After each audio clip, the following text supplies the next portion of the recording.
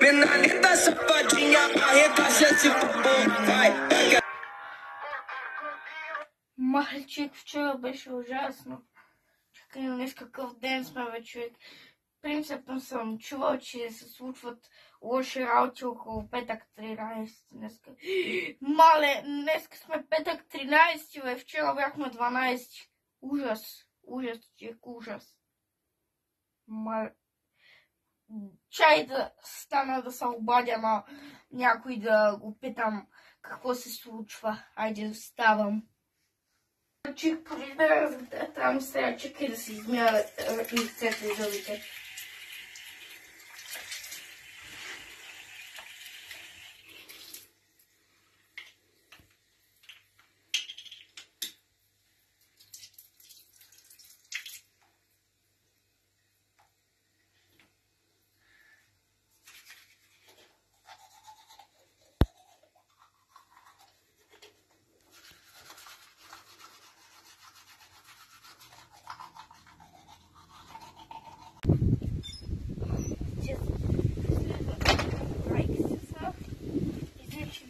Зъбите.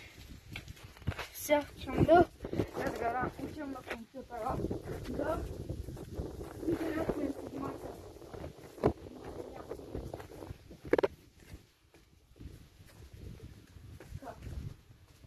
Само пак да не се чуят някакви звуци, започваме. Така пишеме.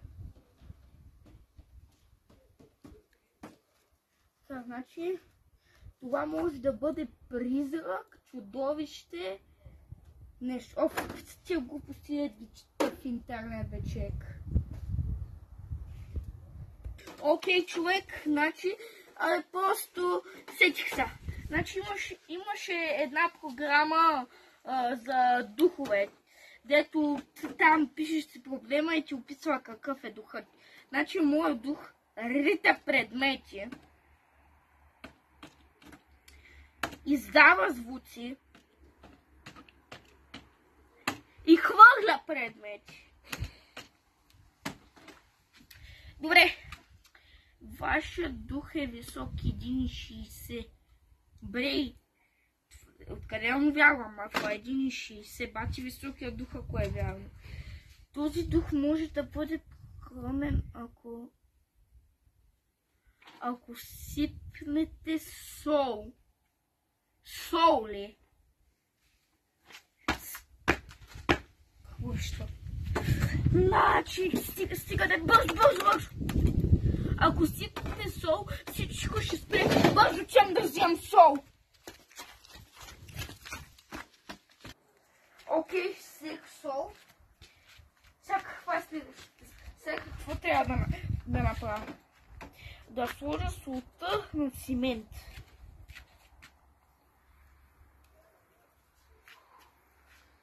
Следващата какво?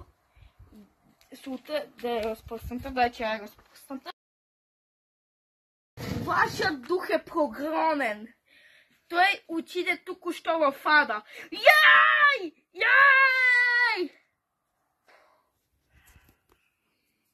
Марти. Да. Ставай, айде. Какво стана, мамо? Ставай, че се успа. Петък 13 духове. Значи всичко е било сън.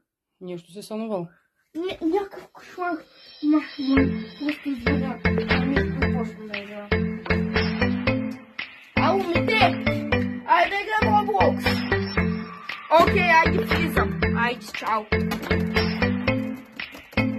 Много се радвам, че съм добре, че не добре, че това няма как.